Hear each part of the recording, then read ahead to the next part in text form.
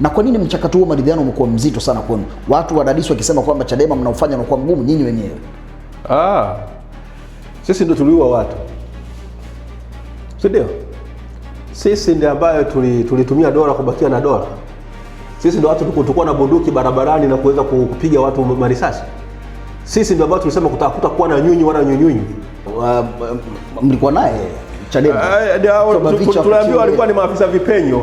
Sio hata wapenyuke tu, hatuna shida. Kwa hiyo waziri wa mambo ndani alikuwa ni afisa kipenyo hapa Chadema. Alikuwa ni wanasema wao mlikuwa mmejua alikuwa ni afisa kipenyo. Tunafahamu ile. Umeshawahi kuwasaidia CCM katika kesi yoyote? Nimeshawahi kusaidia. Mtu ambaye alikuwa ni rafiki yangu sana kwa CCM alikuwa ni Job Ndugai. Siku anajiuzuru mlizungumza baada ya pale. Alikuwa hapatikani tena. Lakini siku moja kabla ya kufa amenipigia simu saa 12 jioni. Ajabu yake kesho yake naambiwa Ndugai amekufa. Dokta, hizo tuhuma zote mlikuwa mnazithibitishaje kama ni kweli CCM walikuwa wanafanya? Kama tuhuma ziko wazi kabisa, yani kwamba walikuwa wakisema hizo campaigns, kwa sababu upande ule wa pili haujawahi hata siku moja kuzikana. Wanasema hiki chama ni cha Wachaga, ni chama cha Wakatoliki, si ndio? Au cha Wakristo. Sawa sawa. Imeendeshwa kampeni chafu sana dhidi ya Dr. Wilbrod Slaa. Tume ya kijaji ambayo iliundwa kuchunguza mgogoro wa chuo kikuu mwaka 90 kwa chuo kikuu kikafungwa, ilisema kwamba ni idara ya usalama wa taifa. Zile picha zilikuwa zinatoka idara ya usalama wa taifa. Huyu amekuwa mwenye lengo moja la kununua na kupoteza muda. Yaani sasa kinachofanyika chini ya utawala huu sijui unaitwa awamu ya 6. Poteza muda, badilisha hoja. Kwa maana hiyo Chadema kitu ambacho naomba vivyo qualify. Sisi sio chama cha upinzani tu. Chama kikuu cha siasa katika nchi. Chama kikuu cha siasa nchini. Hakuna kama sisi.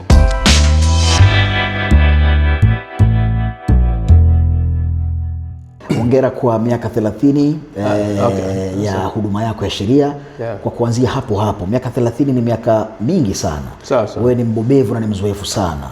Kwa awamu zote bahati nzuri umepita katika serikali tofauti ikiwemo hii ya awamu ya 6. Natamani kufahamu katika awamu zote ambazo na wewe umekuepo ukishuhudia, awamu hipi ambayo pengine kumekuepo ukaona sasa sheria ilikuwa ikitenda kazi yake kwa mujibu wa sheria, lakini vile vile utawala wa kisheria ulikuwa ukionekana, lakini pia ukuaji ama ustawi wa demokrasia? Natazungumzia kile kipindi ambacho ninapata uwakili mwaka 95. Alikuwa ni Rais Mwinyi amemaliza uongozi wake, ameingia Mkapa. Mkapa alikuwa amechaguliwa katika ule uchaguzi wa Oktoba 1995 ambao vile vile nyewe ulikuwa na shida kwa sababu mambo ambayo aliyatonga Mrema na NCCR hayakuwa sahihi, lakini hayakuwa mabaya kama ambayo tumeyashuhudia hii miaka ya karibuni. Kulikuwa na sehemu kubwa ya haki kwamba mahakama ilikuwa inajitambua, inaweza kutoa haki. Bado kulikuwa na malalamiko kwamba inaonekana mahakama inaegemea upande wa serikali, lakini kwa sehemu kubwa kuja kuangalia zile hukumu za wakati ule na za pengine kuinganisha na hizi za sasa, yani ni kama ni mbingu na ardhi, kwamba kuna tofauti kubwa sana. Na mahakama ya rufaa katika kesi ya mwanasheria mkuu wa serikali dhidi ya Dr. Amani Walid Kaburu na Azim Premji, ambayo ilikuwa ni kesi kutokana na uchaguzi mdogo wa jimbo la Kigoma mjini ule mwaka 94, ambako huyu alikuwa ni mgombea wa kwanza wa vyama vya upinzani katika mfumo wa vyama vingi. Nchi yetu imekuwa nchi ya vyama vingi mwaka 92. Ulikuwa na uchaguzi mdogo Ileje, alifariki Steven Kibona kule Ileje, ule wapinzani hawakuweza kuweka watu wa maana kugombea kule Ileje. Kwa hiyo uchaguzi alipotokea mnadi Kigoma kwa umetokea shida, basi nadhani alifariki mbunge mmoja Omari nani ile ndio akaenda kugombea Dr. Amani Walid Kaburu. Alikuwa Marekani, lakini viongozi wa chama wakamtafuta nani ambaye ni mtu mwenyeji wa Kigoma mwenye sifa nzuri, ameweza kuwakilisha chama cha demokrasia na maendeleo kugombea. Kwa hiyo Dr. Amani Walid Kaburu akawa amekubali kutoka Marekani kuja kugombea. Alifanyiwa kila aina ya vitimbi na alifanyiwa faulu nyingi sana na uongozi ule wa serikali ya CCM hii. wakati lakini Rais Ali Hassan Mwinyi, hata Mrema mwenyewe alikuwa bado ni naibu waziri mkuu na waziri wa mambo ya ndani, fujo tupu. Kulikuwa na Naila Kiula, waziri wa ujenzi, wengi RTD wakati ule ndio Radio Tanzania Dar es Salaam ndio sauti pekee, wana kipindi chao cha mazungumzo baada ya habari. Walitoa maneno mengi sana ya kumkandamiza sana Dr. Amani Walid Kaburu, kama mkichagua Chadema Tanzania itageuka kuwa kama Rwanda, na mwaka huo ulikuwa ni mwaka wale mauaji ya kimbari ya Rwanda. Kwa hiyo walifanya vitu vingi vya ajabu. Kulikuwa na ujenzi wa barabara nyingi pale unafanyika kuweza kuonyesha kwamba serikali hii inawajali pale Kigoma, lakini yote yanafanyika tu wakati wa nini? Wa uchaguzi. Sasa mwisho wa siku na hata majumuisho na nini yakawa yaenda vizuri. Dr. Amani Walid Kaburu akawa ametangaza ameshindwa, akaenda mahakamani, mahakama kuu pale Tabora. Uamuzi ukatoka kwamba ametendewa ndivyo sivyo, wakakata rufaa. Serikali, mwanasheria mkuu wa serikali Azim Premji akawa amekata rufaa, wakaenda kule, ndio ikatoka hukumu nzuri. Sasa imetoka ile hukumu ambayo nilishiriki kusikiliza. Na wakumbuka mawakili walikuwa ni sasa karibu wote ni marehemu. Alikuwa upande wa serikali ni alikuwa ni Werema ambaye alifariki, jaji ambaye kuja jaji wa mahakama Frederick Werema, na alikuwa anawakilisha serikali. Mzee Boaz na Bob Makani, wakati ule katibu mkuu wa Chama cha Demokrasia na Maendeleo, vile vile mwanasheria mkuu alikuwa anamwakilisha Dr. Amani Walid Kaburu. Taasisi nyingine za serikali zilikuwa zinawakilishwa na wakili Mselem ambaye alikuwa anakuwa Tanzania Legal Corporation, walikuwa wanawakilisha. Kwa hiyo nilishiriki kwenye ile ule ukumbi ule ambao namba 1 pale mahakama kuu sasa hizi ndio mahakama ya rufaa ilikaa. Jaji Nyarali na wenzake wanakaa pale wanasikiza kesi. Tumejaa kwa wingi sana. Wanapokuwa na mambo ya kupiga watu stoka nenda huko, lakini tumejaa kwa wingi. Lakini somo zuri la darasa kuhusiana na sheria. Mahakama ikatoa hukumu nzuri. Ikasema matendo yaliyofanywa na serikali kuhusiana na ule uchaguzi na tume ya uchaguzi hayakuwa sawa sawa. Na wakati ule kulikuwa na majaji wawili wa mahakama ya rufaa, Louis Makame na Agustino Ramadhani. Wote saizi ni marehemu. Wao mwenyekiti wa tume ya taifa ya uchaguzi na makamu mwenyekiti wa tume ya taifa ya uchaguzi walikuwa ndio uchaguzi. Mahakama ikasema tume ya taifa ya uchaguzi haijalishi hata kama inaongozwa na majaji wawili wa mahakama hii, iko chini ya sheria na lazima ifuate sheria za nchi. Wakasema ile ibara ya 74 ibara ndogo ya 12 ya katiba ya Jamhuri ya Muungano ya Tanzania, ambayo inasema uwezi ukaoji matamko au tamko la tume au tume kishatangaza vitu vyake uwezi ukaoji. Wakasema sio hivyo, ambacho uwezi ukahoji ni kile ambacho kimefanywa kwa mujibu wa sheria. Yaani maana yake hawajakiuka nini? Sheria. Chochote kile ambacho wamekiuka sheria ni nini? Kinahojiwa. Na wakasema uchaguzi wote ambao sio huru na wa haki si uchaguzi. Ni tamko la mahakama ya rufaa. Jaji Nyarali anavyoanza ile hotuba yake na ni hukumu yake, anasema mahakama hii imeamua itoe mwongozo wa namna gani chaguzi za nchi yetu ziweze kuenenda, kwa sababu tuna mwaka huu, mwaka 95 utakuwa ni nini? Ni mwaka wa uchaguzi. Kwa hiyo ni vema ili kuisaidia nchi yetu kuingia katika mfumo wa vyama vingi, tunatoa mwongozo huu.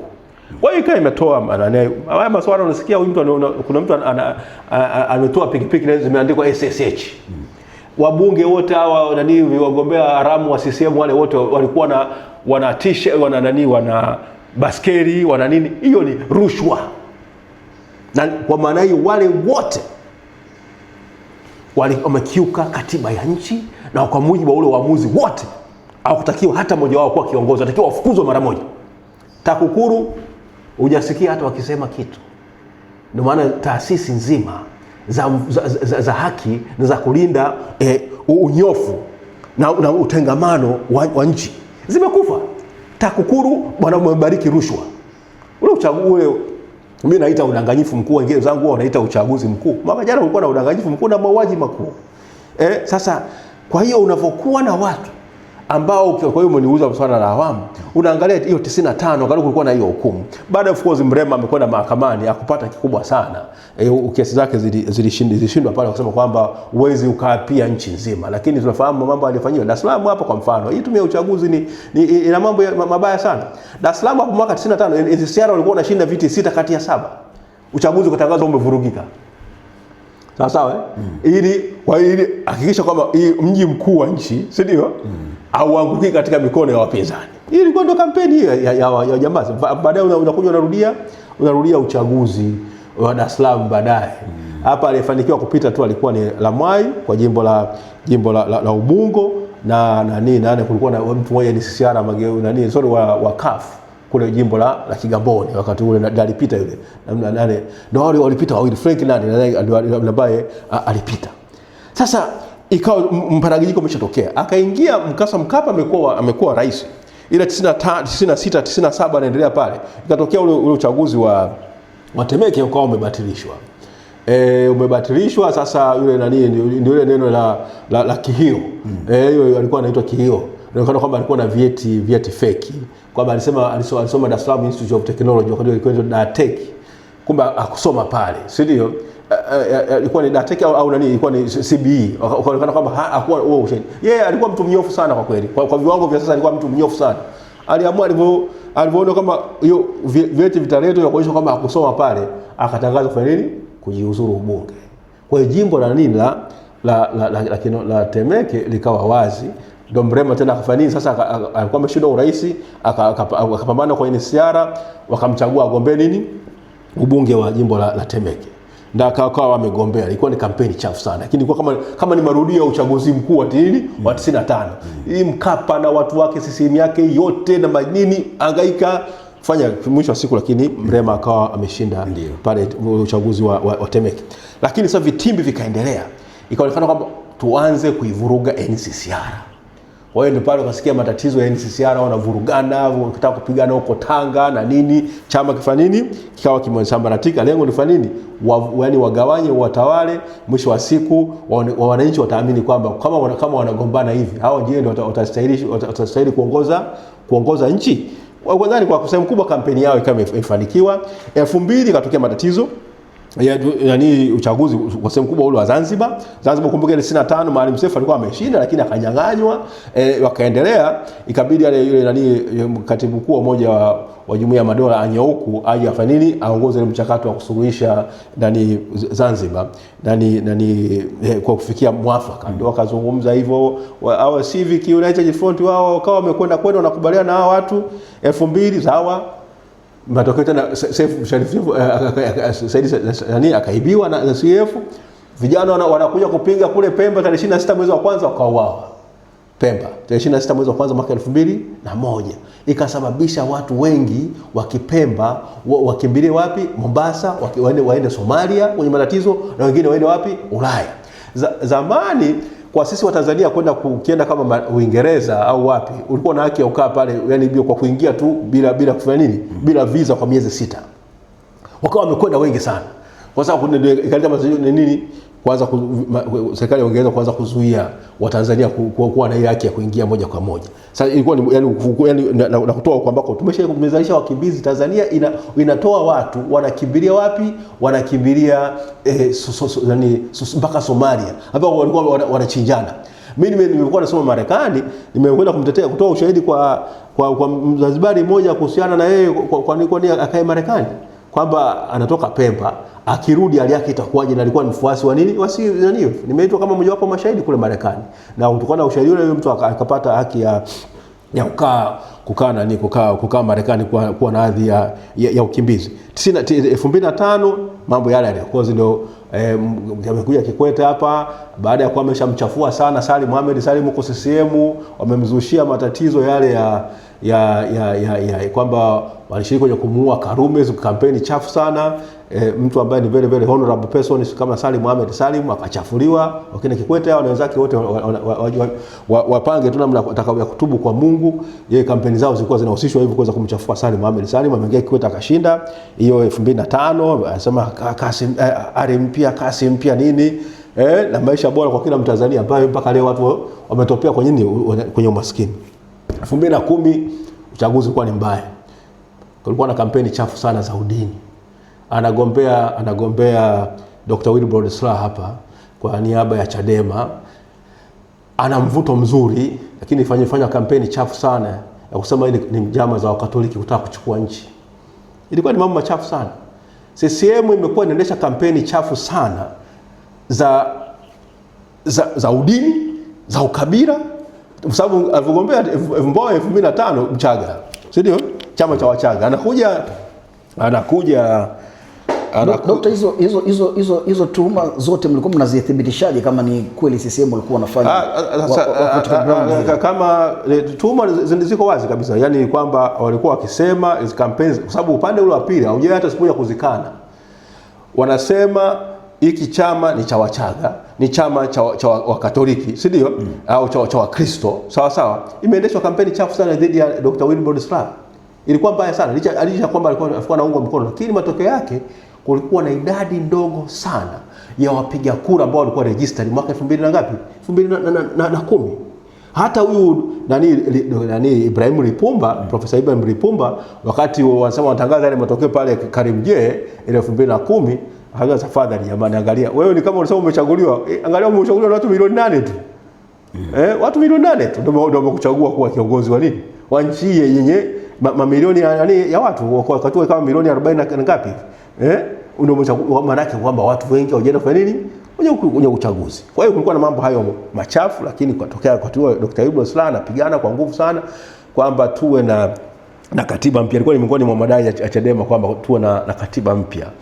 Sasa na wakati huo Kenya wamepitisha katiba mpya baada ya matatizo yale 2007 2008, na Zanzibar kwa upande wao wamepitisha vile vile katiba mpya nini ya Zanzibar.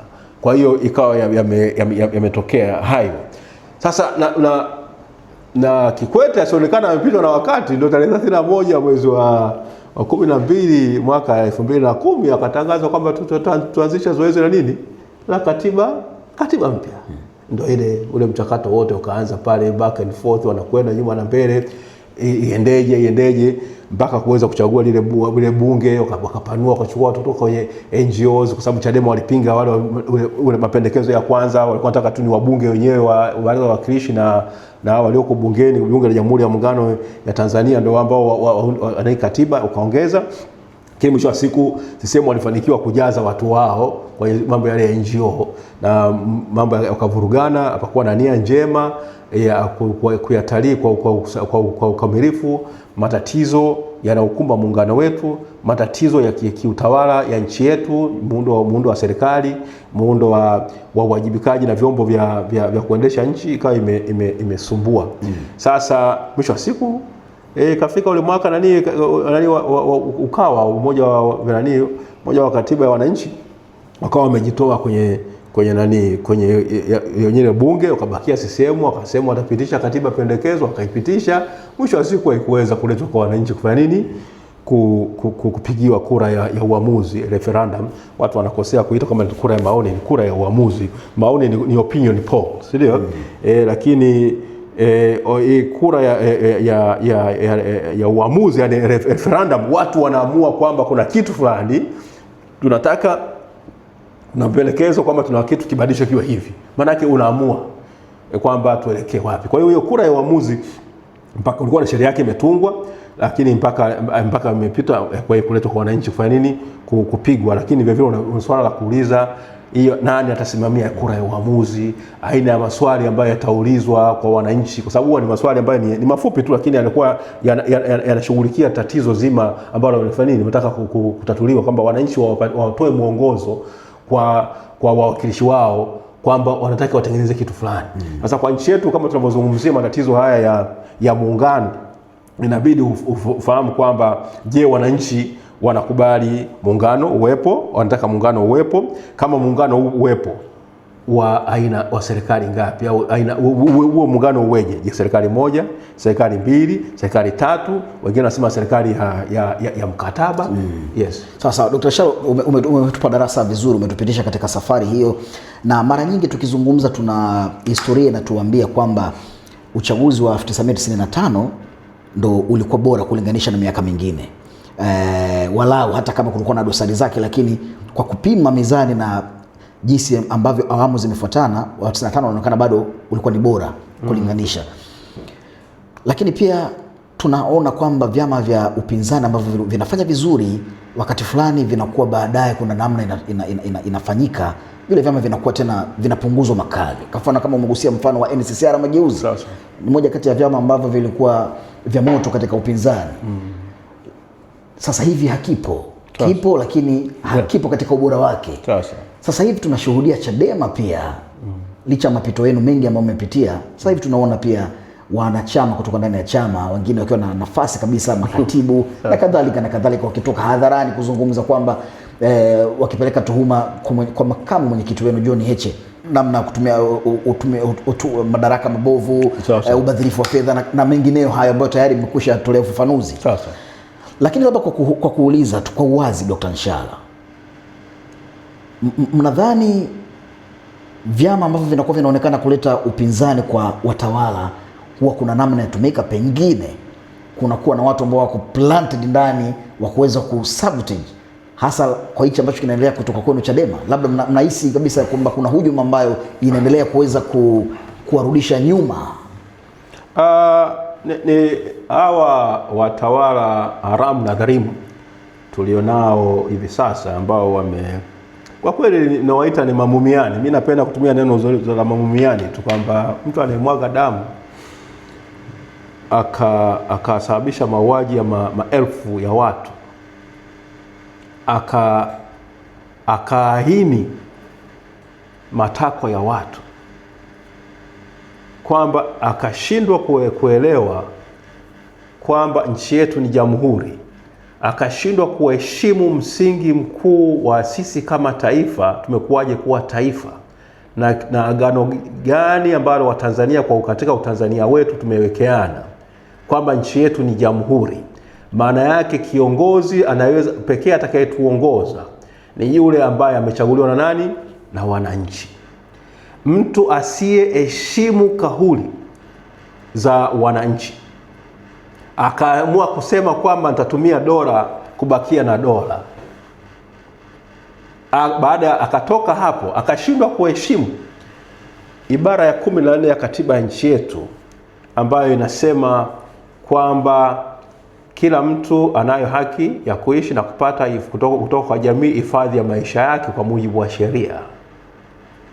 Huyo mtu hastahili kuwa kiongozi, na kwa matendo hayo sio tu ni muahini, ni muuaji, ni muumiani, na ni kila aina ya neno baya ambalo unaweza kuweka juu ya huyo mtu. Anakuwa lidubwana. Sasa kumekuwa na hii kampeni chafu. Bahati nzuri Mungu ametujalia uhai, tumeweza kuyaona haya yote. Nafahamu tokea tunapigania vyama vingi wakati ule wa 91 ya Nyalali ilikuja, sisi kuwa na watu wa mwisho kwa kuojiwa kwa ile tume ya Nyalali, kwa sababu ukumbuke mwaka 90 tulifukuza chuo kikuu. Sisi tulikuwa wanafunzi wa chuo kikuu cha Dar es Salaam. Rais Mwinyi alitupeleka nyumbani kwa mwaka mzima, kwa sababu tulikuwa tunapigania kwamba tupewe vifaa zaidi vya kusoma, vitabu, pesa ya vitabu na nini. Tunapinga mambo yanapokwenda, haikumfurahisha, na wao wapindishaji wa vitu wakasema kwamba tumemtukana rais. Watu tume nao usalama wa taifa walikuwa wanachora picha ambayo wanachukua picha ya Sharamwana, wanaweka kichwa cha Mama Siti Mwinyi, wanachukua yule mwanaume anacheza na Sharamwana, wanaweka picha ya nani ya Ali Hassan Mwinyi. Basi rais na watu wanapale chuo kikuu, unaona mambo ya blog yao ya kutoa ya comment, ilikuwa ni kawaida pale chuo kikuu mtu anatoa comments. Kwa hiyo wakasema tumemchora rais Mwinyi vibaya, lakini tume ya kijaji ambayo iliundwa kuchunguza mgogoro wa chuo kikuu mwaka 90 kwa chuo kikuu kikafungwa, ilisema kwamba ni idara ya usalama wa taifa. Zile picha zilikuwa zinatoka idara ya usalama wa taifa. Kwa hiyo hawa watu ni tatizo, na watu wanataka kuleka agenda fulani. Kwa hiyo mkuu anayepelekewa mambo ya namna hiyo. Sasa kama sababu, lakini kile kipindi ambacho tumepelekwa sisi nyumbani ule mwaka 90 tulizuiwa kufanya kazi. Walifariki wanafunzi 11. Hawawezi kufanya kazi, hawezi kujitetea. Na ndio maana tulirudi mwaka 91 tukamdai Mwinyi fidia, kwamba umesababisha tumekaa nyumbani mwaka mzima hatujafanya kazi, na mimi atanifidia nani yale matusi yale matusi atanifidia nani? Lakini tokea hapo serikali iko ikifunga chuo, wanafunzi wana haki ya kufanya kazi. Tulisimama tukasema kwamba tuna haki ya kufanya kazi. Sasa kuleta migogoro katika hivi vyama imekuwa ni mkakati wa upande wa CCM na idara za zile vyombo vya mfumo mzima, ambao unaona kwamba kuja kwa vyama vingi kunamaanisha mwisho wao. Kama hivi vyama vitatoa madaraka, wale ambao wamekalia viti wataondoka, na kuna yamini ambayo inasemwa ndani ya hao watu kwamba nchi hiyo wameipata kwa damu, si damu ya wapi vingine wafuze na Zanzibar vile wanasema walimwaga damu, hawako tayari kuiachia kwa karatasi. Labda kwa kusimenti hapo Dr. Nshala, hatua ya 1992 ya mfumo wa vyama vingi, pengine Tanzania haiko tayari kuingia katika mfumo wa vyama vingi? Ni kweli kabisa. CCM haikuridhia kwa moja nchi yetu kwa vyama vingi, kwa sababu mapendekezo ya tume ya Tanzania ingie mfumo endelee na chama kimoja au ingie vyama vingi, ambayo maarufu kwa tume ya Nyalali, ilileta mapendekezo makubwa sana ya kufumua katiba nzima ya nchi, ya kuangalia muundo wa muungano, ya vyombo vya umma au zile taasisi za utumishi wa umma ziweje, namna kuweza kuzikinga, yani kama una insulation, namna kuzikinga zisipate nini, zisiweze kutumika kama kuwa vyombo vya nini, vya kisiasa, bali vyombo vya nini, vya utumishi. Sawa sawa. Sasa wakakataa, wakasema tufanye mabadiliko tu mabadiliko tunafikiri ya msingi, mabadiliko ya 8, ya 9, ya 10, 11, wakafanya mpaka 12 ya haraka. Sasa hata mwaka 94 kwa mfano, Jaji Joroba alikuwa wakati ule alikuwa makamu wa kwanza wa rais na waziri mkuu, baadaye Mwinyi akamtoa ndio akawa amechukua mzee Samuel Marechera akiwa pale, na mambo ya OIC nafahamu ilitokea mwaka 93, nafahamu mwaka 93 ile sakata la OIC. Sasa lakini wakatokea mabadiliko mengine. Mzee Warioba alikwenda na mswada binafsi bungeni mwaka 94. Anaomba kwamba katika mabadiliko ya katiba masuala ya misingi fulani ya kikatiba hayatakiwi kufanywa na bunge hivi kienyeji, isipokuwa kwa kupitia nini, kura ya uamuzi.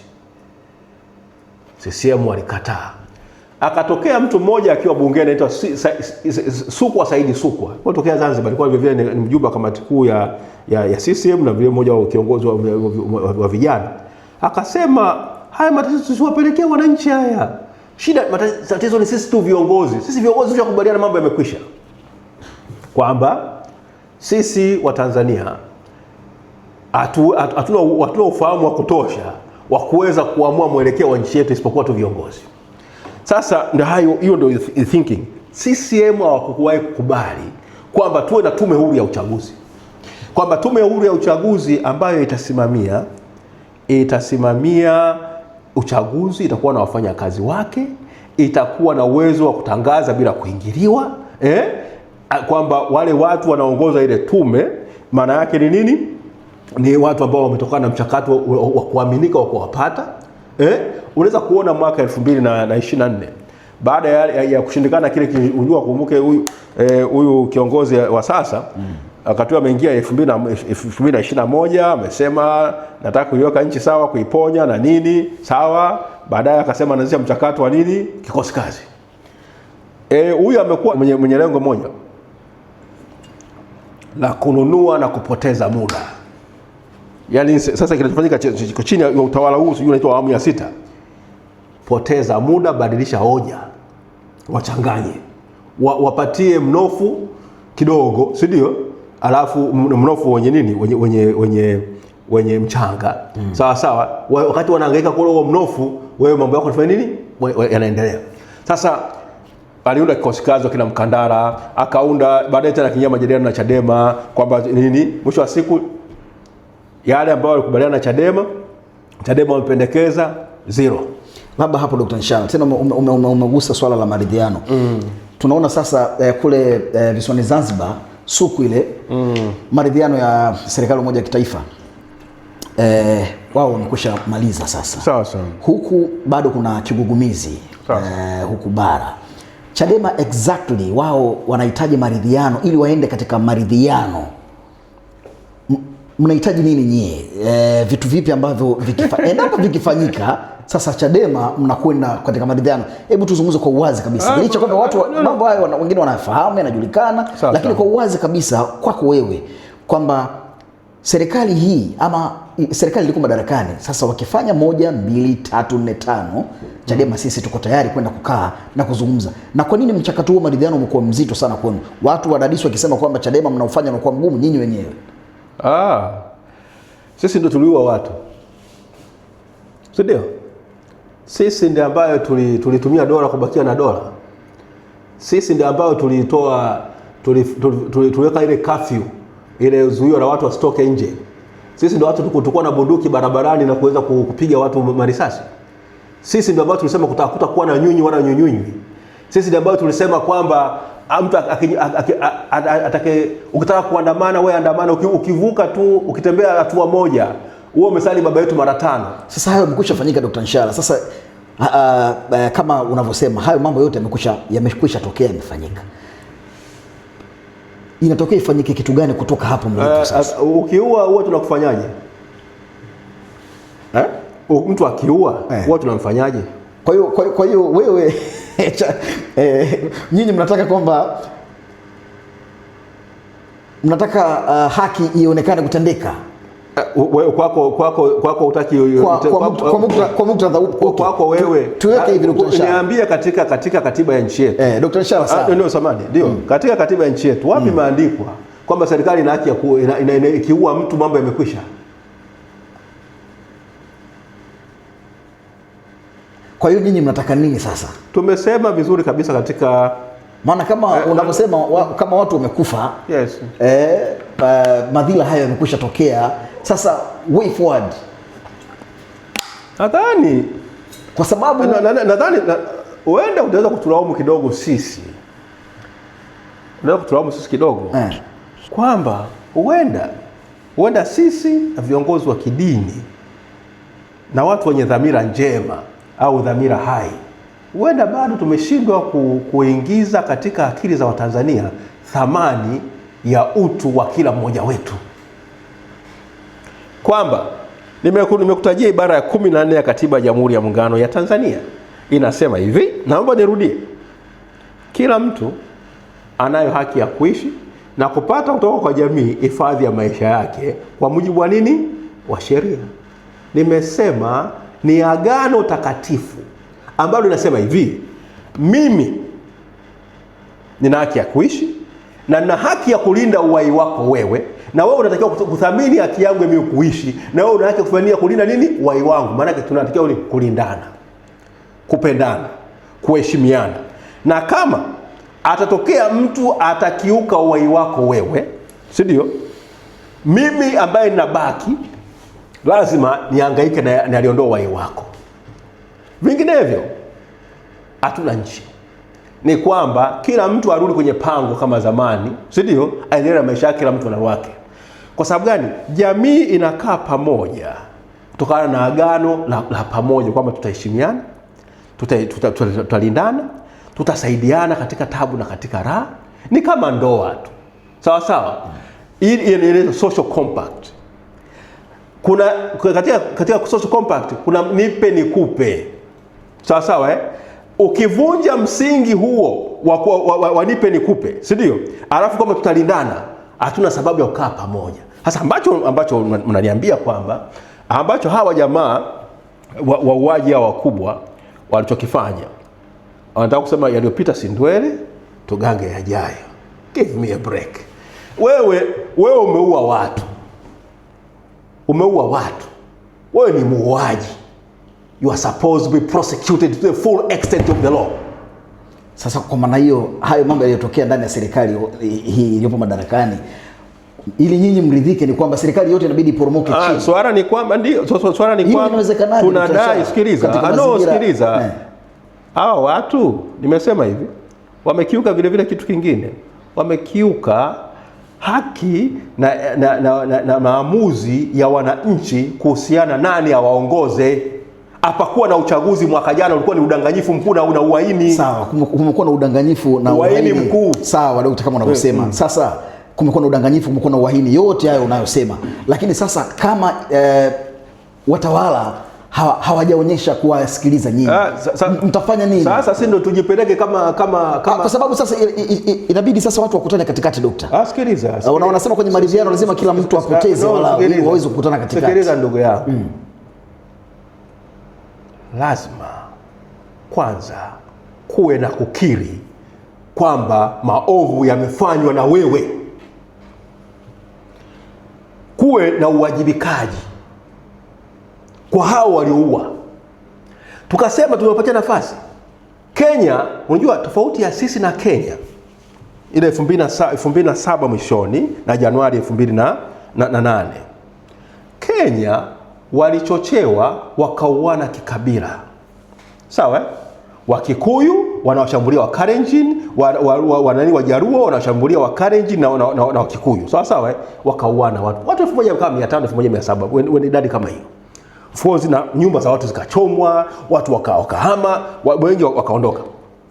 Dunia ilisema, jumuiya ya kimataifa akasema kwamba Kenya ni kubwa kuanguka. Kenya is too big to fail. Sawa? Kumbuke ile mwaka 2008 kulitokea ile financial crisis ya kibenki kule Marekani, si ndio? Wakasema yani kulikuwa na serikali inabidi ingilie kwamba these banks are too big to fail. Nyingine zidogo ndogo iliacheza kaanguka. Sasa Kenya wakasema haiwezekani. Kwa hiyo Kofi Annan, Mzee Mkapa hapa, si ndio? Na wengine wakapeleka kufanya nini? Kwenda kuweka mambo sawa. Walikuwa ni watu kutoka jumuiya ya kimataifa ambao walikweza kukaa pamoja na kusaidia hizi pande ambazo zimechinjana na kuuana. Kwetu sisi unakumbuka kulikuwa na kampeni chafu na ovu za hawa watu za kutuletea udini. Sawa? Amepigwa Father Kitima. Mapadri wa kanisa Katoliki wametekwa, unakwenda kufanyia vitu vya ajabu. Wakasema wengine wamekutwa kwamba eti walikuwa na shida za mapenzi, walikuwa na madeni na nini. Yote haya yamepangwa stage. Haya, kapigwa Mtawa kule Mwanza, yule dada watu alikuwa ni kandidati anakaribia kuwa kanisa la Gwajima. Ile la ufufuo na uzima. Kwa kusema tu watu wasifanye nini? Wasitekwe. Kosa kubwa. Kanisa limefungwa, limezungukwa na polisi, kinyume kabisa na ibara ya 19 ya Katiba ya Jamhuri ya Muungano ya Tanzania, ambayo inasema serikali haitajihusisha masuala ya kidini na watu wana haki ya kuabudu. Wamezunguka lile kanisa. Walikuja kulifungulia baadaye hapa, wanasema watu wanasema zaidi ya hasara ya shilingi bilioni 2. Mpaka leo hatujui. Halafu nataka kuambia watu eti kwamba hakuna unyanyasaji wa kidini. Tafadhali. Wameunda vikundi vya kwanza kutokana na watu. Sasa hizo unaona siku leo unaitwa Shebu Ipopo, sio na mbwa mwitu, sio na chui gani? Hawa watu wanatenda matendo ya kigaidi. Katiba yetu ibara 147. Nimemsikia juzi jaji mkuu anazungumza. Anasema nani anaweza kaunda majeshi katika nchi yetu isipokuwa serikali peke yake? Jaji mkuu yuko sahihi kabisa. Ibara ya 147 inasema ni marufuku mtu yeyote kuunda jeshi. Huyu Mwipopo huyu ambaye mwaka 2023 alimtukana Profesa Shivji huyu, mpaka wakati ule ikabidi nikakasirika sana. Nikamuuliza Samia na wenzake, je, mna adabu? Mtu mnyofu mwenye unyofu kama Profesa Shivji unaweza kumsearch lose mtu kama Mwipopo aenda akamtukane. Kasema hivi, kweli ukiwa na watu wanyofu kama Profesa Shivji unaweza eti kwa kuwa amekosoa mkataba wa bandari, hiyo ni sababu ya kwenda kumshambulia kama nani? Kama vile watu wanyofu kama wanamna hiyo unataka uwapate wapi? Sasa ikatokea unasema tunakwendaje? Sisi tumesema, tumekuwa wazi kabisa. Tamko letu la mwezi wa 11 la chama la kamati kuu liliweka wazi kabisa. Tunadai ukweli, uwazi na uwajibikaji. ndio msingi wa Chadema tunaposimamia. Na kama tunakutanishwa na watu wa kimataifa wenye kuaminika, na lazima kuwe na msingi wa kisheria na wa kikatiba ambao utasababisha kile ambacho tunakizungumza kiweze kusichezea na hao watu. Hatuwezi kuruhusu Samia na genge lake la watu wachache, si ndio, eti ndio waamue mustakabali wa nchi. That will not happen. Chadema hii haitakubali hivyo, na Watanzania hawatakubali hivyo. Ndio maana unaona hao jamaa kila sehemu Kenya wanazomewa. Umeniambia mambo ya, umeniuliza swala la Zanzibar. Nilikuwa Zanzibar juzi, tulikuwa na mkutano mwingine pembeni Zanzibar, kumbe na hao watu wanafikia makubaliano yao huko hiyo ikulu ya Zanzibar. Wenzetu ACT na dhamana hata CUF inasikitisha. Wamefanyiwa matendo machafu mengi sana tokea mwaka 95. Wamefanyiwa hata 2015 wameibiwa uchaguzi na Jecha. Ndio? Jecha huyo Mungu ameshamuita. Nadhani ameshampatia haki yake huko alikokwenda. Katika hayo Dr. kabla hujaendelea, katika hayo yote yanayoendelea, unadhani Chadema kama chama cha upinzani kiko chenyewe katika upinzani? Kwa sehemu kubwa sisi bahati nzuri tunajivuna. Nadhani mimi hata tu ukisema leo tuitisha mikutano, hata mwenyekiti wetu wa mtaa hapa Mikocheni au Tegeta au Tandaimba au hata kule kwa kina Bwege, iwe Tarime, iwe Ruvuma, iwe Nkasi, iwe Mbeya, iwe Iringa, Dodoma, iwe huko Morogoro, akiitisha mimi Chadema kila sehemu nitapata watu sio chini ya 1000 au mwenyekiti wa kawaida wa nani. Kwa maana hiyo vyama vingine Chadema havipigani kitu ambacho tunachopigania nini? Naomba vivyo ni qualify. Sisi sio chama cha upinzani tu. Chama kikuu cha siasa katika nchi hii. Chama kikuu cha siasa nchini. Hakuna kama sisi. Sio mbwembwe, ndio hali halisi. Kama mtu anayefahamu historia, anayefahamu hali halisi ya nchi yetu ya Tanzania, chama cha siasa sasa hizi ni Chadema. CCM sio chama cha siasa, ni chama dola kinaongozwa na polisi. Na namshangaa Mtungi na sisi Nyaoza, kwa nini hawajawapelekea taarifa ya kutaka kufuta hicho chama? Kwanza kinaamini katika matumizi ya nguvu katika sheria ya vyama vya siasa na ibara ya 20 ibara ndogo ya pili mpaka E inakataza chama cha siasa kuwa na matumizi ya nguvu katika kutimiza malengo yake. CCM wanatumia nguvu kupata kubakia na madaraka. Unaamini msajili anaweza kukifuta CCM? Sasa kama hawezi kukifuta, maana yake hatuna mfumo sawa sawa. Ndio maana tunasema tunataka katiba mpya. Lakini tunamwambia kila siku amekuwa tuandikia barua za ajabu hapa. Viongozi wetu wakitoa kauli, wamekwenda hao watu walikuwa wahuni, wamekwenda mwaka 2019 wamebadilisha sheria ya vyama vya siasa. Sheria ya vyama vya siasa kile kifungu cha 19 kilikuwa na A mpaka E. A E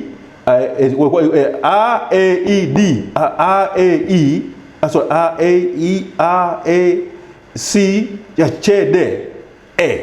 Sawa. Wao wakafanyaje? Wakaongeza fe.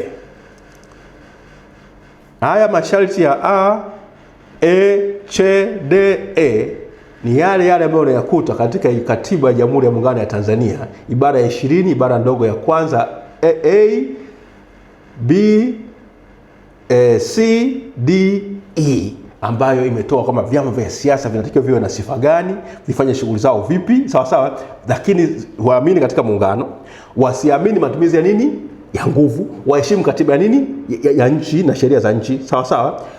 Wao wakaenda kuingiza nini wakaenda kwenye sheria ya vyama vya siasa, wakaingiza kile kipengele cha F, matumizi ya lugha chafu, matumizi ya lugha za kashfa, za kutweza. Sasa hiyo unauliza, katiba inasema hivyo?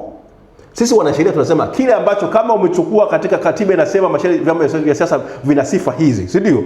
Wewe bunge halina mamlaka ya kwenda kutunga sifa nyingine zaidi. Yule ambaye sisi Nyaoza kila siku anatuandikia barua hapa anatekeleza kitu ambacho ni kinyume na katiba ya Jamhuri ya Muungano ya Tanzania. Na nadhani wakati umefika kuwapeleka mahakamani kwa ukiukwaji huo. Sasa tunasema kwamba hawa watu mna mpango wa kuwapeleka wadau watafanya kazi tu, na sisi wanasheria tupo, sio lazima iwe Chadema, ni lazima hata watu wengine, lakini hiyo kwamba una watu ambao wanaingiza masharti ambayo ni yako kinyume cha katiba, alafu na kwayo wanayatumia kufanya nini? Kunyanyasa vyama vya siasa nchini. Sasa unaona kama huyu anaitwa waziri huyu anajipachikwa jina la waziri mambo ya ndani. Tena hapo mlikuwa naye Chadema. Tunaambiwa alikuwa ni maafisa vipenyo. Sisi hata wapenyuke tu, hatuna shida. Kwa hiyo waziri wa mambo ndani alikuwa ni afisa kipenyo hapa Chadema. Alikuwa ni wanasema wao mlikuwa mnajua alikuwa ni afisa kipenyo. Tunafahamu ile nyaraka ilivuja mwaka 2020. Tunakumbuka ile nyaraka kwamba ya maafisa vipenyo wetu ambao wamefanikiwa kugombea nafasi za ubunge sehemu mbalimbali. Sio kama nikumbuka. Ilivuja kwamba kuna watu vyama hivi vingi, kuna watu idara ya usalama imewekeza watu wao kwamba wagombee nafasi. Kwa hiyo na watu wao ni kama ni njia yao ya kupata taarifa sawa, lakini sisi tunasema wakipenyuka, si ndio? Tunawasaidia. Hata sasa hivi wanaweza kuwepo afisa vipenyo Chadema. Kama maana kama walikuwepo hivyo ambaye siwezi kusema, siwezi kukataa, siwezi kukataa. Lakini nawaambia tu, si ndio? Siku zao zinahesabiwa.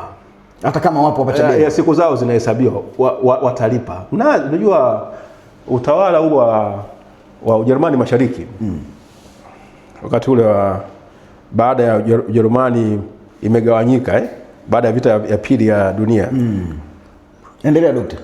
Vita ya pili ya dunia imetokea. Sasa Ujerumani ikawa imekatwa mashariki na magharibi. Sawa? Sasa kumbe Ujerumani Mashariki ili iweze kuishi ilikuwa imeweka mfumo wa ukusanyaji habari, si ndio? Wa hatari sana. Kwa mke anampenyua, si ndio? Au anampeleleza mume wake, mtoto anampeleleza baba na mama, wote wanaripoti kule. Zile nyaraka zimefahamika baada ya utawala wa Ujerumani Mashariki kufanya nini? Kuporomoka mwaka 90. Kila ilikuwa ni aibu tupu. Kwa hiyo hawa wote ambao wameamua kupenyuka, si ndio? Na wanaingia huko, anaweza kuhakikishia tu historia ina namna ya kuweza kulipa. Ambao pekee ambao hawatanalipa pengine ni wale ambao watakuwa wamekufa, ambao hawatakuwepo, lakini wale ambao watakuwa kuwepo wajiandae kwamba watapata malipo ya kihistoria. Chadema haina kumbukumbu fupi kama maji ya mto. Chadema haina kumbukumbu fupi kama maji ya mto. Kumbukumbu zake ulifahamu maji ya pale ziwa Tanganyika yanakaa miaka mingapi? Wataalamu wanatuambia zaidi ya miaka 1000 na kitu, si ndio? Hiyo ndio kumbukumbu iliyoko hapa. Mara mwisho wamempiga lini waziri wa mambo ya ndani simu? Maana sasa mimi sikuwahi kuwa na mawasiliano naye. Unajua mimi sitaki kujifanya kwamba hata alikuwa hapo mimi sikuwa mwanachama wa Chadema. Nimeingia Chadema Desemba 2024. Nilikuwa tu mtu mwanaharakati tu kwa mtaani. Lakini ulikuwa ni rafiki wa Chadema? Hapana, ni rafiki wa vyama nani tu wa harakati za demokrasia nchini. Sikuwa ikitokea Chadema wana kesi, wana kesi, nilikuwa nafanya nini? Nafanya. Umeshawahi kuwasaidia CCM katika kesi yoyote? Nimeshawahi kusaidia. Kuna kesi nilishafanya za nani kushirikiana, of course hii ni kama ni kwa CCM, ni kwa kesi. Mtu ambaye alikuwa ni rafiki yangu sana kwa CCM alikuwa ni Job Ndugai. Alikuwa rafiki yako sana kwa sababu yeye alikuwa mwana mazingira mwenzangu. Anagombea ubunge mwaka 90 tulikuwa mwaka 2000 tulikuwa wote Simanjiro. Tunafanya research, anaondoka anakwenda kwenye jimbo lake anagombea, anarudi tuendelea na kazi. Kwa hiyo angalau tulikuwa tuna uhusiano mzuri, na hata alipopata cheo chake haikuwahi kumfanya kwamba anigeuki. Unampigia simu, wewe Chadema, wewe unasema Chadema nimejiunga lini? Lakini tulikuwa siku anajiuzuru, mlizungumza baada ya pale? Alikuwa hapatikani tena. Lakini siku moja kabla ya kufa amenipigia simu saa 12 jioni. Ajabu yake kesho yake naambiwa Ndugai imekufa. Alikupigia mkazungumza jambo gani? Walikuwa kama umetoka ushindi wake wa nani wa Kongo ule kwenye mchojo wao. Ukampongeza. Wewe sasa of course ni rafiki yangu, lakini kiitikaji atatuko pamoja kwa sababu ni urafiki tu. Alikuwa ni mtu anaweza kuwa upande mwingine lakini ni rafiki yako. Kwa hiyo iliniuma sana kifo chake, na mpaka wakati mwingine itabidi watu kufahamu hao watu walikufa vifo vya kawaida au ni vifo ambavyo sio sawa. Unajua watu hawaamini kwamba hata hii mwili inaweza ikachunguzwa baadaye. Na ikatuambia haijalishi kwamba hata kama mwili umeoza au nini, mifupa inasema. Tena hapo kabla tujatoka hapo, taarifa za uchunguzi wa alikuwa dereva wa makamu zimefikia wapi? Mmebaini nini? Bado hatujapata mpaka sasa, lakini mazingira sio mazuri. Kwa hiyo tutaacha tu kwamba mazingira sio mazuri. Mazingira ya utafiti wake. Yaani sasa sample zimechukuliwa, yaani majibu ya na mpaka mtu sasa inakuwaje pathologist anachukua anapeleka kwa mkuu wa mkoa. Hiyo inamhusu nini mkuu wa mkoa anahusika vipi na uchunguzi wa kifo cha mtu?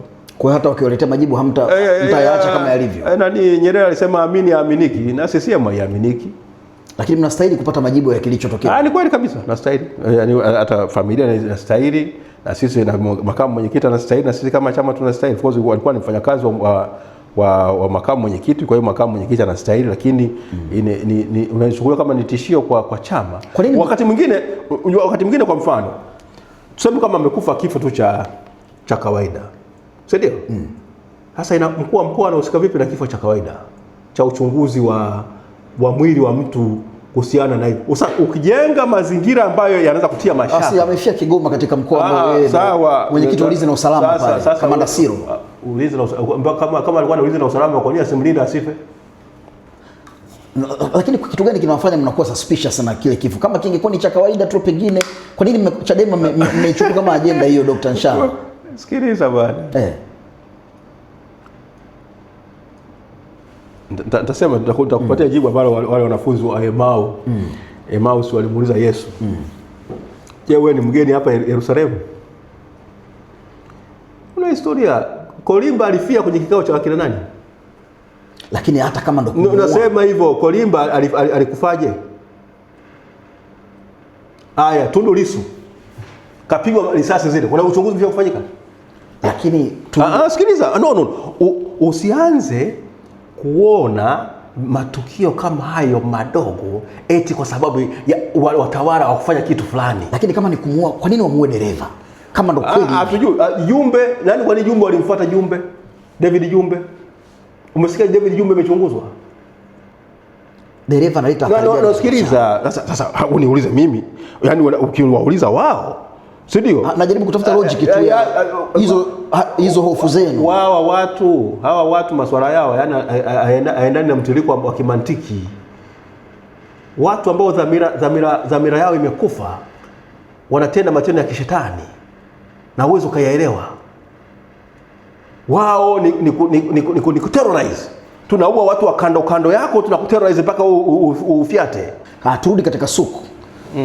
Tathmini yako katika maridhiano hayo ya serikali ya umoja wa kitaifa ambayo yamefanyika Zanzibar, na bahati nzuri ulisema ulikuwepo katika eneo la karibu, lakini ukuwepo pale, lakini tumeyasikia imekuwa ni habari ya kitaifa.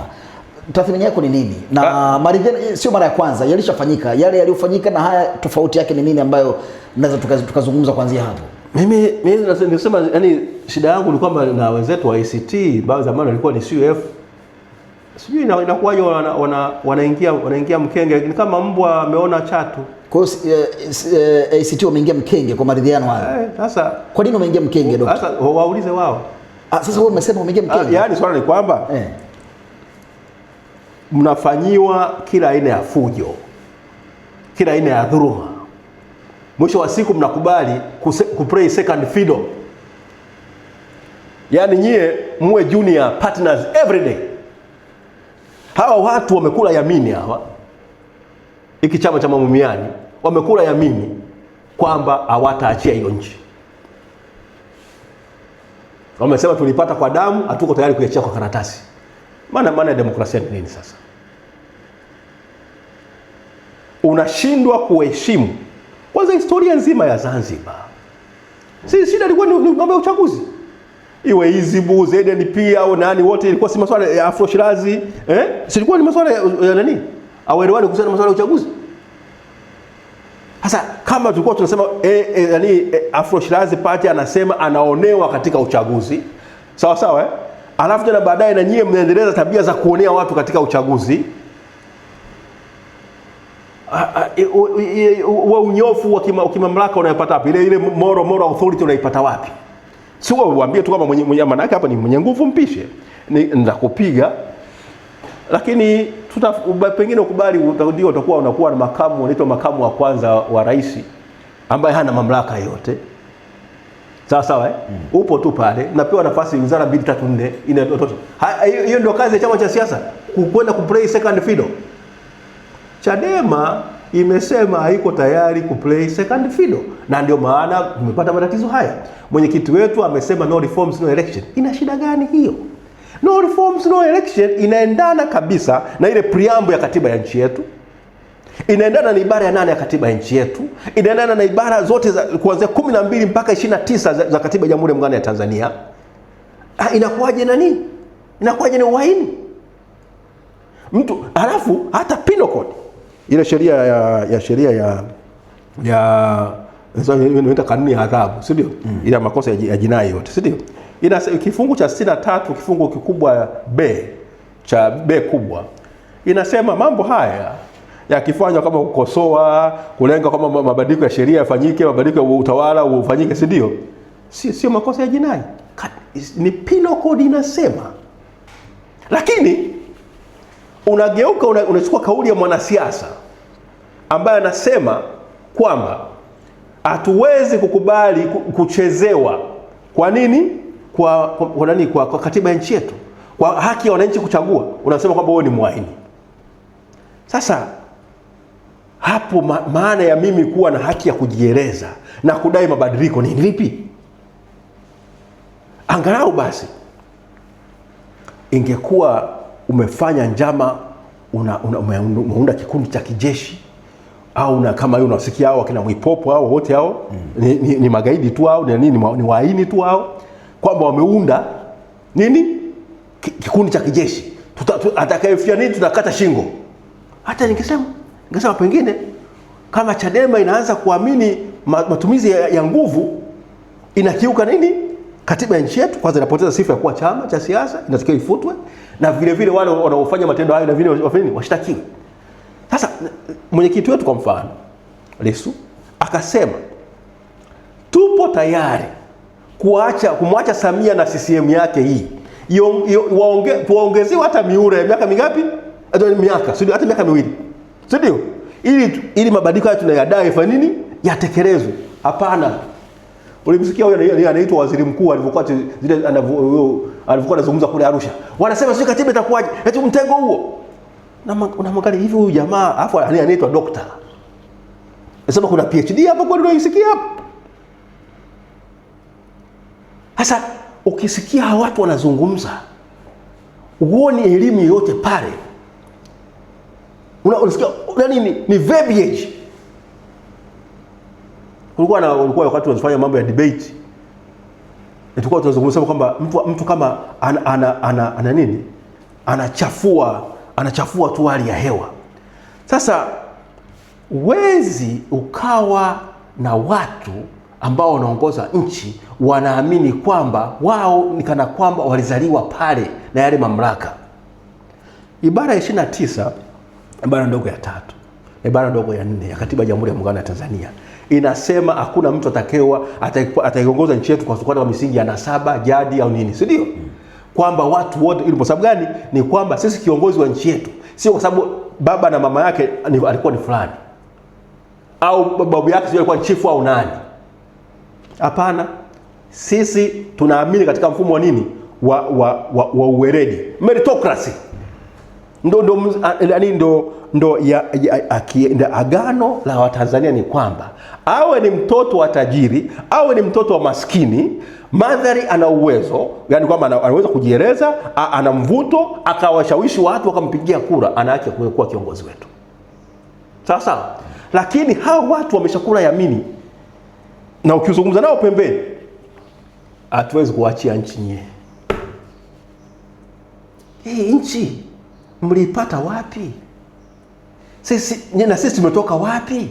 Je, sisi tumetoka Mars? Tumetoka nani? Jupiter? Sisi tumezaliwa hapa. Wazazi wetu si wa Tanzania wale. Sasa haya ni maswala ambayo kwa kweli unatakiwa, yani kwa sababu yani ndio kuna tatizo kubwa la muundo wa nchi yetu. Tunaendenda vipi? Huenda sasa ndio maana nasema kwamba nilivyoanza pale mara ya kwanza nikasema huenda tunatakiwa kutoa elimu kubwa. Sasa maana kuna total failure katika elimu yetu ya uraia na Magufuli kwa mazungumzo masuala ya uzalendo na nini. Uzalendo wa kweli, sio uzalendo wa kwenda kuwa mtu mpaka wanaitwa viroboto, chawa, kunguni nani hao. Sio mpaka mtu Katiba yetu inakataza kutweza mtu, kutweza utu wa mtu. Unamhitaji mtu chawa, unamhitaji mtu sijui nini. Afdan inatamkwa na kiongozi wa nchi, inakiuka ibara ya 15 ya katiba nchi. Dr. Shah, hapo nikikuuliza kwa hivi sasa kati ya katiba yani kati ya katiba na mamlaka kipi kina nguvu zaidi? Sasa hizi unasikia wewe unatamka katiba ni kijitabu tu. Ni kijitabu. Kwa nchi sasa hivi inaongozwa na nini katika hivyo viwili? Ni matamko tu. Hamna katiba hapa. Sasa hizo ni genge la watu wachache limetoa madaraka, lina mtutu wa bunduki linaongoza nchi. Tunaongezwa kijeshi tu sasa hizi. Kwa katiba iko kando. Iko inawafaa tu, katiba inatamkwa tu. Amekufa Magufuli, si ndio? Makamu wa rais ndio awe rais. Hapo katiba ifuatwe. Haki za watu hapana. Nchi hii ina historia ya kusimamia mapambano ya ukombozi wa bara la Afrika. Ina historia ya kupinga unyanyasaji duniani. Sawa sawa? Tumejenga licha ya matatizo. Tena walikuwa ni hawa wakati wa Nyerere. Ilikuwa tunaheshimika. Angalau kulikuwa na sifa hiyo kwamba licha ya umaskini lakini tuna watu ambao kidogo wana mamlaka ya kidhamira au ya kimoyo, yani ya kiunyofu, moral authority, kwamba tutasimamia ukweli. Kwa mfano, nadhani mfano kama unafahamika, Tanzania tungekuwa watu wa ovyo ovyo, tusiwaheshimika, mwaka 76 tusingeweza kuziongoza nchi za Kiafrika na baadaye India na nchi nyingine jumla 33 kuhususia michezo ya Olympic ya Montreal, Canada.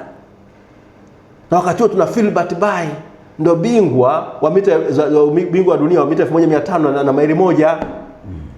Tumeongoza, tumesema timu ya mpira ya Afrika Kusini imekwenda kucheza ya New Zealand, imetoka New Zealand imeenda kucheza cricket ya Afrika Kusini, imekiuka vikwazo dhidi ya utawala makaburu.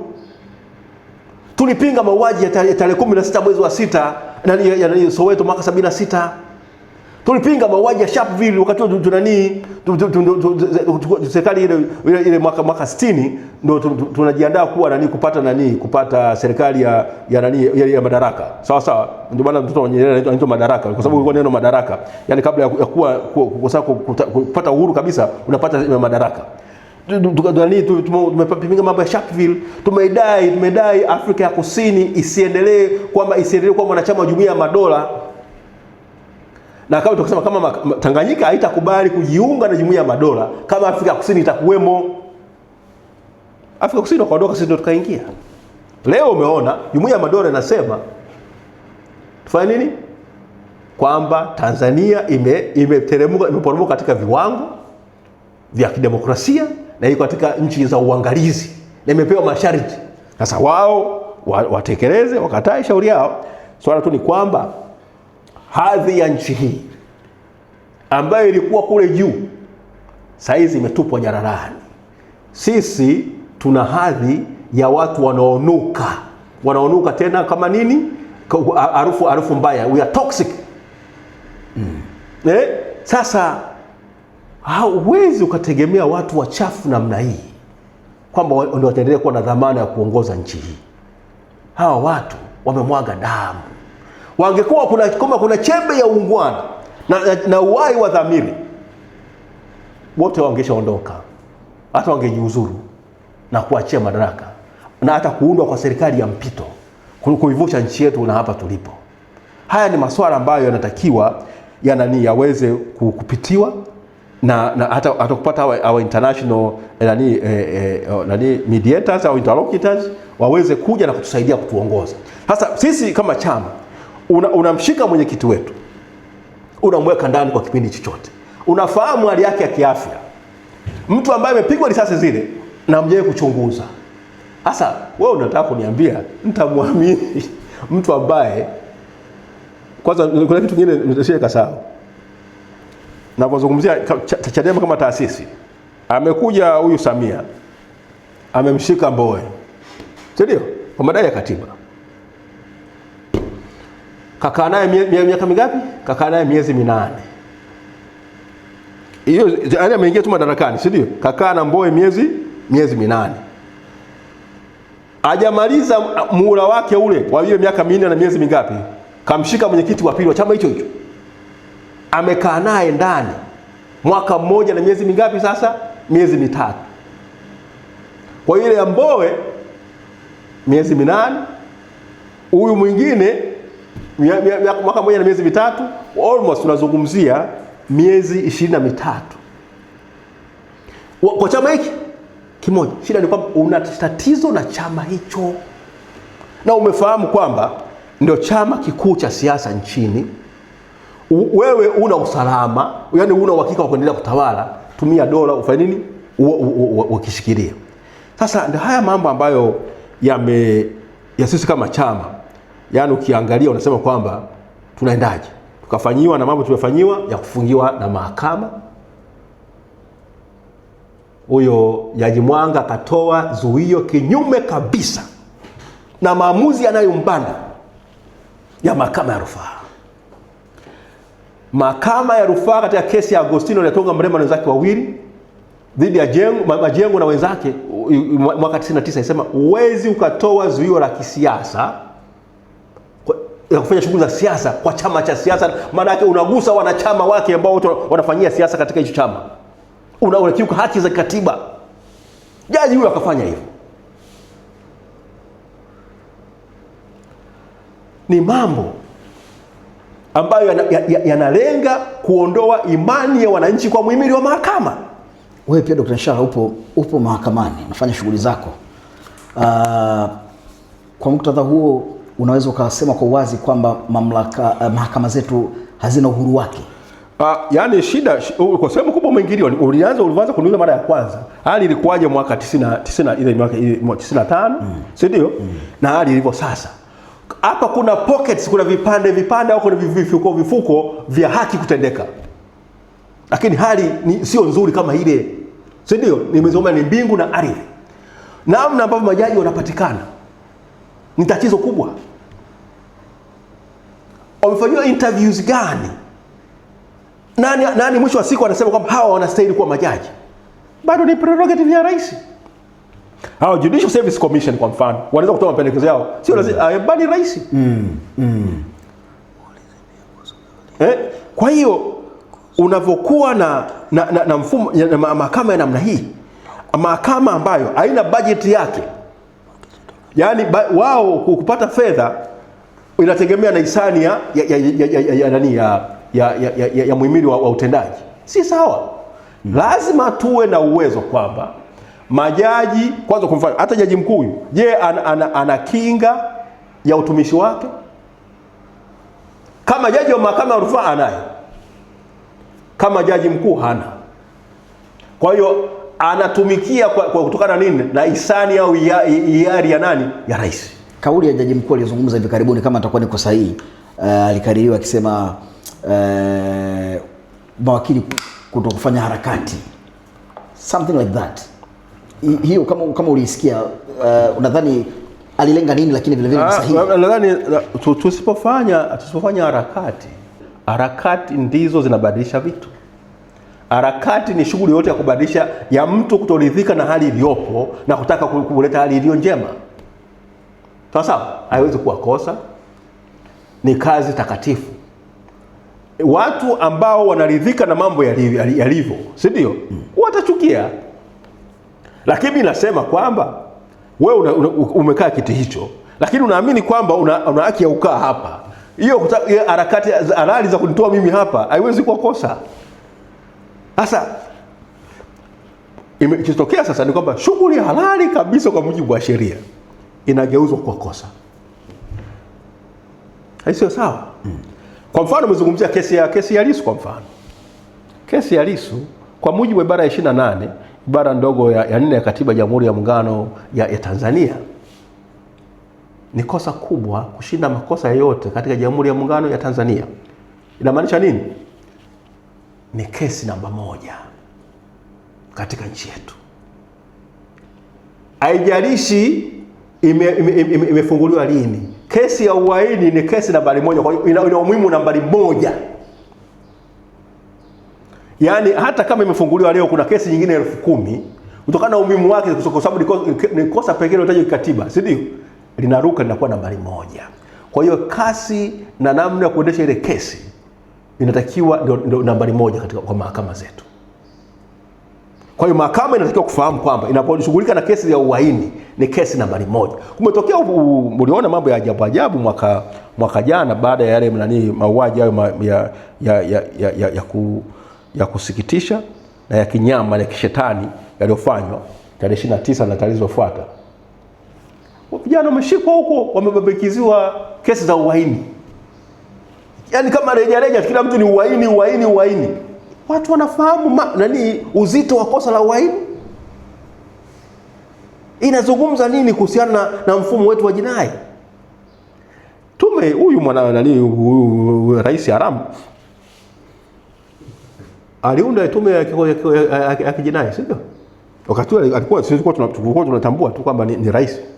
Sio? Ameingia madaraka, Magufuli amefariki, ametoa madaraka. Chadema haikuwa iko kupinga, ilitoa ushirikiano waweza kufanya kwake yeye. Akaunda kikosi kazi. Wale wamesema jeshi la polisi livunjwe, liundwe upya. Akataa jeshi linafaa. Sasa namna ulikuwa kuna namna ya kuweza kusuka mfumo wa haki jinai, namna ya kesi za jinai zinavyotakiwa kuendeshwa, namna yote haya imekati. Yaani kuna mapendekezo mazuri kabisa.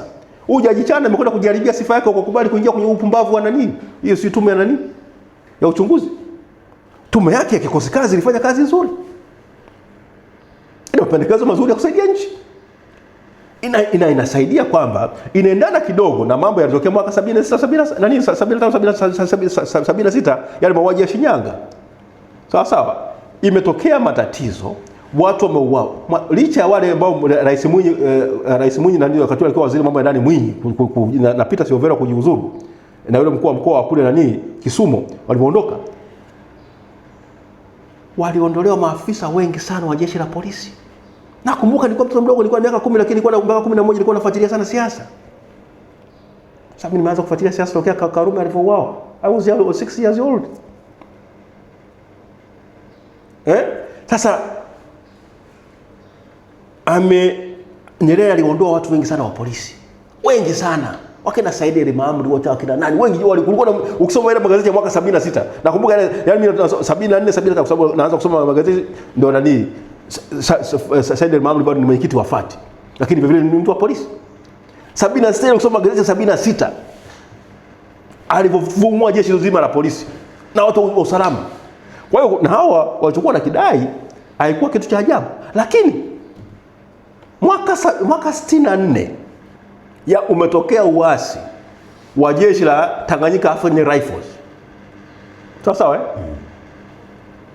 Wameasi wanajeshi hapa Rugaro. Inaitwa Korito Barracks. Wanajeshi 5,000 hapa. Wanapinga kwa sababu swala moja wapo ni kwamba kwa nini wazungu, makamanda wa kizungu bado wanaendelea kufanya nini? Kuongoza sio Afrika, lazima tuwe Nyerere alikuwa anakataa ile kwamba hatuwezi kuingiza tu Afrika kwa sababu wao ni Waafrika. Lazima tubakie na tuwe na watu nyinyi wenye uwezo. Wao lakini wakagoma. Wakaasi. Tumekuja kupigwa hapa, Nyerere ikabidi kwa aibu kubwa sababu Kenya na Uganda vivyo waliomba msaada kwa upande wao. Sasa sisi akalazimika kuomba ile manuali ya Kiingereza. Ina watu 60 tu.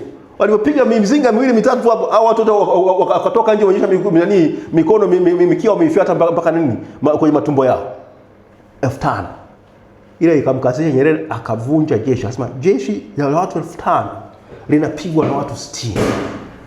Hatuna jeshi. Likaanzishwa upya. Ndio maana jeshi la wananchi wa Tanzania tarehe 1 mwezi wa 9 mwaka 64 likawa linafanya nini? Limeanzishwa. Kwa hiyo tuna historia ya kuunda upya vyombo.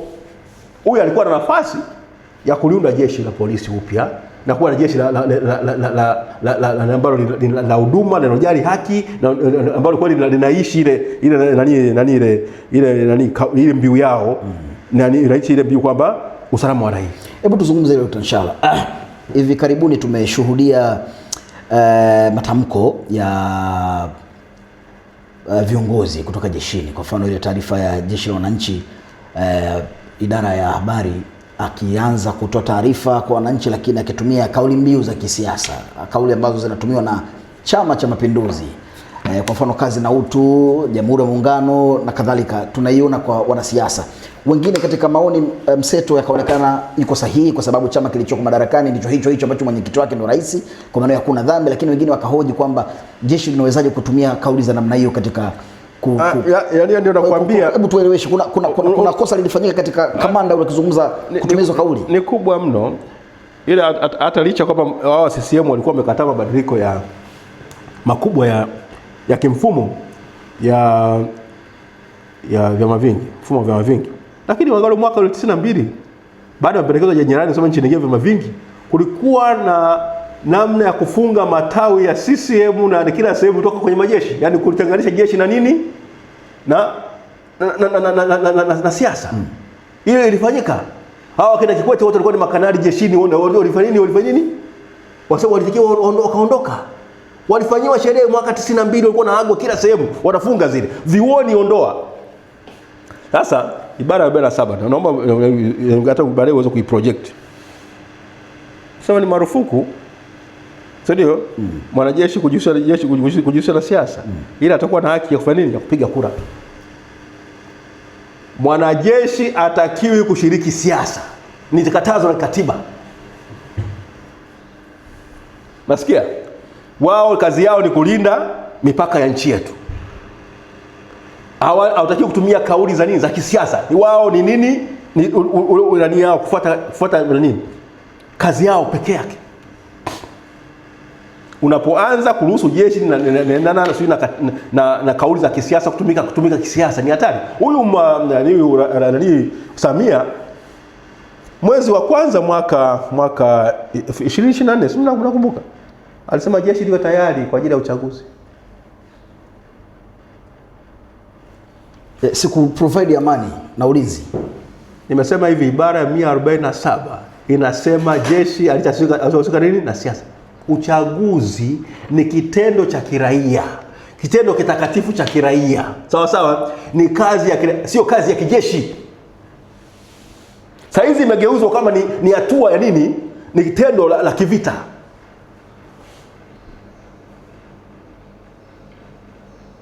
Unasikia? Ile kesi ilianza na kesi ya Kaburu, ilikataza matumizi ya namna hii. Kuna mwongozo wa mahakama ya rufaa hawataki kufuata. Yaani ukienda kusoma ile kesi ya Kaburu, ukienda kufuata kesi ya Kaburu na hali ilivyo sasa, unashangaa kwa nini matatizo mengine tunayo wakati mahakama ilishaisha tamka na kutoa mwongozo? Rushwa hapana. Kwa hiyo wale mabango yote, sijui pikipiki za Samia, sijui na nani, ilikuwa ni makosa ya kinini? Ya kiuchaguzi. Kwa hiyo walitakiwa afukuzwe. Wote walitoa rushwa. CCM hao wakatoka pale, kumbuka, walikuwa wakazia mambo ya takrima. Sawa sawa? Walikuwa na mambo ya takrima. Watu wakaenda mahakamani wakapinga takrima. Mahakama Kuu ikatangaza kwamba ni batili, ni kinyume cha katiba. Rushwa ni nini? Takrima ni rushwa. Sasa ndio haya mambo ambayo yametufikisha hapo. Kwa hiyo sisi kama nchi yetu ukiangalia, kuna yani tulipofika, tumefikishwa hapa na watu wenye nia mbaya na nchi yetu, wasioipenda nchi yetu, walioifisadi nchi yetu, walioinajisi nchi yetu. Dr. Shaban, nikushukuru sana. Asante. Asante. Shukrani sana.